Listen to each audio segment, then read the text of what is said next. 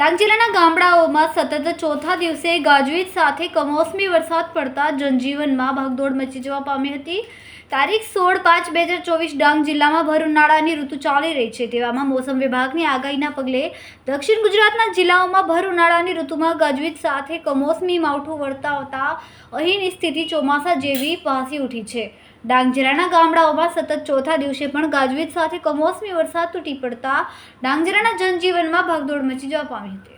ડાંગ જિલ્લાના વઘઈ તાલુકામાં સમાવેશ વિસ્તારમાં શિવારીમાળ જેવા ગ્રામ્ય વિસ્તારમાં શામગાહન, ગલકુંડ, માલેગામ, માળુંગા, વાસુણા, સોનગીર, ચીખલી, સાકરપાતળ, વઘઈ સહિત પૂર્વ પટ્ટી અને સરહદીય પંથકોમાં વીજળીના કડાકા ભડાકા સાથે કમોસમી માવઠું વર્તાતા જાહેર માર્ગો પર પાણી ફરી વળ્યું હતું, સાથે વાવાઝોડું ફૂંકાયું હતું અને ગરીબ પરિવારોનું ભારે નુકસાની થતાં ગરીબ પરિવારો ચિંતાજનક નિરાશામાં આવી જતા ગામના આગેવાન એવા બલવંતભાઈ દેશમુખે તાત્કાલિક ઉચ્ચ કક્ષાએ જાણ કરતા વઘઈ તાલુકા ટીડીઓની ટીમે સ્થળ પર દોડીને તપાસ હાથ ધરવામાં આવી અને ડાંગ જિલ્લાના ધારાસભ્યો પણ તાત્કાલિક ગરીબ પરિવારોની મુલાકાતે પહોંચ્યા હતા।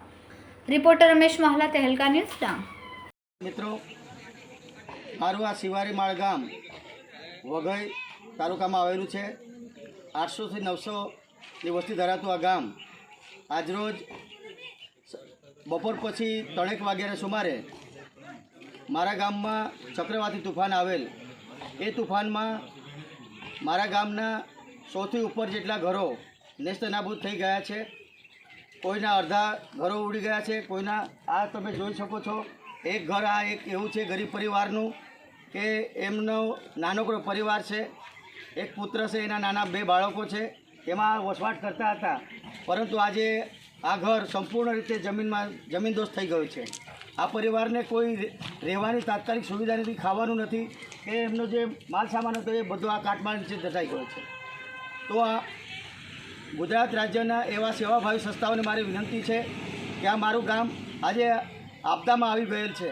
આ ગામને તમારા જેવા સેવાભાવી જે ખૂબ દાનને પૂર્ણ કર્યો છો, તો હું આપ સૌને અપીલ કરવા માગું છું કે આ ગામને આજે અચાનક આવી પરિસ્થિતિ આવી ગયેલ છે, તેમાં આપ સૌ અમને યથાયોગ્ય સહકાર કરશો એવી આપ સૌના પાસે હું વિનંતી કરું છું।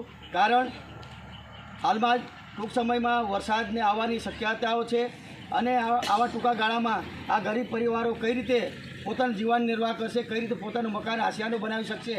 તો હું આપ સૌને વિનંતી કરવા માગું છું, 2 હાથ જોડી વિનંતી કરું છું કે આપ જે કોઈ દાનદાતા હશો ત્યાં ગામની મુલાકાત લઈ, મારો નંબર છે 73 59 50 73 50 અને હું આપ સૌને ફરીથી નમ્ર અપીલ કરવા માગું છું કે આ ગામ પર આવેલી વિપદામાં આપ સૌ સાથ સહકાર આપશો એવી આપ સૌને વિનંતી કરું છું।